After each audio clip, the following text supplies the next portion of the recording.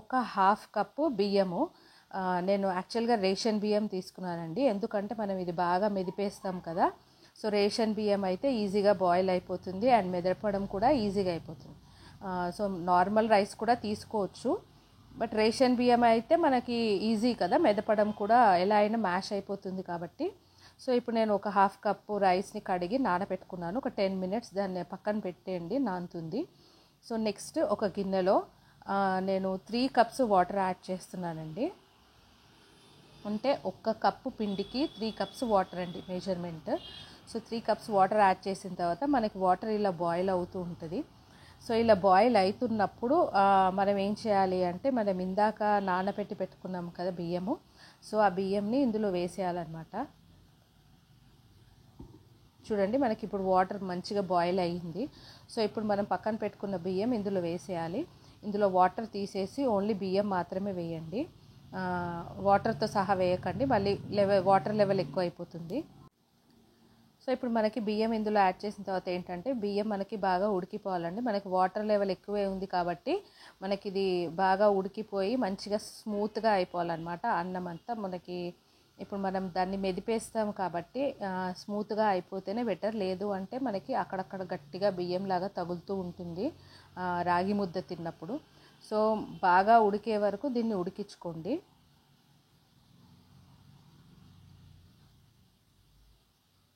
And ఇలా మధ్యలో ఒకసారి కలుపుతూ ఉండండి, సో దట్ మనకి కింద అడుగంటకుండా ఉంటుంది. నేను ఇలా ఒకసారి కలిపిన తర్వాత చెక్ చేసుకోండి మీరు మధ్య మధ్యలో అన్నం ఉడికిందా లేదా అని. ఇది ఉడికింది అన్న తర్వాత ఇప్పుడు మనము 1 కప్పు రాగి పిండి వేస్తున్నానండి. ఇలా ఒక్కటే దగ్గర వేయకుండా ఇలా రాగి పిండి మొత్తం స్ప్రెడ్ చేయండి. సో ఇలా స్ప్రెడ్ చేస్తున్నట్టుగా వేయండి. వేసేసి ఇలా నీట్గా అంతా గిన్నె అంతా వచ్చేలాగా, ఒక్కటే దగ్గర కాకుండా మొత్తం వచ్చేలాగా పిండి వేసి ఇలా మూత పెట్టేయండి. మూత పెట్టి సిమ్లో పెట్టి ఒక 2 మినిట్స్ వదిలేయండి. సో మనకి ఏంటంటే అప్పుడు ఆ రాగి పిండి అనేది బాగా ఉడుకుతుంది అన్నమాట అందులో. సో ఇలా 2 మినిట్స్ తర్వాత చూసారు కదా, మనకి ఇందులో పిండి బాగా ఉడికింది. సో ఇప్పుడు దీన్ని మెల్లిగా స్పూన్తో ఇలా లోపలికి అంటున్నట్టుగా చేసి ఇదంతా బాగా కలిపేసేయండి. ఇప్పుడు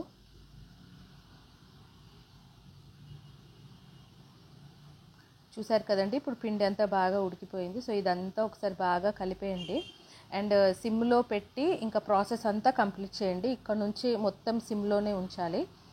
సో ఇప్పుడు మనం ఇదంతా మెదుపుతున్నట్టుగా చేయాలి. మనకి అన్నం ఏంటంటే మొత్తం మ్యాష్ అయిపోవాలన్నమాట. ఇలా అన్నం పలుకులుగా ఉండకుండా మొత్తం మ్యాష్ అయిపోయేలాగా బాగా కలపాలన్నమాట. మీకు ఇలా స్పూన్తో కష్టము అనుకుంటే మన దగ్గర ఆలు మ్యాష్ చేసేది ఉంటుంది కదండి, దాంతో అయినా చేసుకోవచ్చు.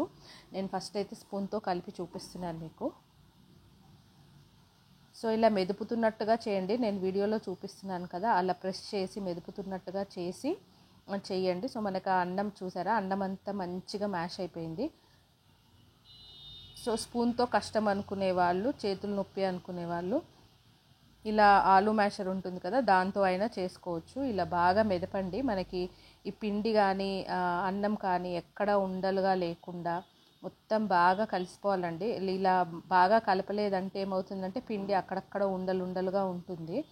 సో అదంతా లేకుండా బాగా మొత్తం మ్యాష్ చేయండి, నీట్గా కలుపుతూ ఇలా సిమ్లో పెట్టి ఇలా కలుపుతూనే ఉండండి. ఈ ప్రాసెస్ అంతా ఇంకొక 5 మినిట్స్ ఈజీగా పడుతుందండి. ఎలాగో మనకి ఇంకా అక్కడ కాళ్ళకు రవ్వలేదు కాబట్టి, సో ఈలోపు మనం ఇది బాగా రెడీ చేసుకోవచ్చు అనమాట. ఇలా బాగా మ్యాష్ చేసిన తర్వాత ఒకసారి స్పూన్తో కలిపేసి లాస్ట్కి ఇంకా మనకి అయిపోతుంది అన్నాక ఇప్పుడు ఒక స్పూన్ నెయ్యి యాడ్ చేయండి. నూనె యాడ్ చేయకండి, నెయ్యి యాడ్ చేయండి. నెయ్యి యాడ్ చేస్తే టేస్ట్ బాగుంటుంది. అండ్ కొంతమంది ఏంటంటే ఇందులో ఉప్పు కూడా యాడ్ చేస్తున్నారు, కొంతమంది ఏమో ఉప్పు వేయొద్దు అంటున్నారు. సో నాకైతే తెలియదండి అది ఏది కరెక్ట్ ప్రాసెస్ అన్నది. నేనైతే ఉప్పు యాడ్ చేయలేదు, ఉప్పు కావాలి అనుకునే వాళ్ళు అయితే యాడ్ చేసుకోవచ్చు. సో ఇలా నెయ్యి యాడ్ చేసిన తర్వాత ఒకసారి బాగా కలిపేసి ఇంకా ఆఫ్ చేసేసి మూత పెట్టి పక్కన పెట్టేయండి. సో నాకు ఇంకా ఉడికిపోయింది కాబట్టి నేను ఇంకా ఆఫ్ చేసేసానండి. నెక్స్ట్ ఇక్కడ చూస్తే నేను ఒక చిన్న గిన్నెలో కొంచెం నెయ్యి యాడ్ చేసి గిన్నెకంతా స్ప్రెడ్ చేశానండి. స్ప్రెడ్ చేసి మనం ఇందాక మూత పెట్టి పెట్టుకున్నాం కదా రాగి సంకటి, సో అది ఇందులో యాడ్ చేస్తున్నాను ఇప్పుడు. ఇలా చేయితో, మనం వేడిగా ఉంది కాబట్టి చేయితో అనడం కష్టం అనుకునే వాళ్ళు ఇలా గిన్నెలో వేసి ముద్దలాగా రెడీ చేసుకోవచ్చండి. చూడండి ఇలా గిన్నెలో నెయ్యి వేస్తాం కదా, సో నెయ్యి ఉంది కాబట్టి గిన్నెకు అంటుకోదనమాట. సో చూడండి మనకి ఇలా ఇలా రౌండ్గా తిప్పుతుంటే మంచిగా రౌండ్గా వచ్చేస్తుంది. చూసారు కదా, ఇంకా మనకి రాగి ముద్ద రెడీ అయిపోయినట్టే. సో నేను చేసిన ప్రాసెస్లో కరెక్ట్గా ఉందా లేదా మీరే చెప్పండి, కమెంట్ బాక్స్లో కమెంట్ చేయండి.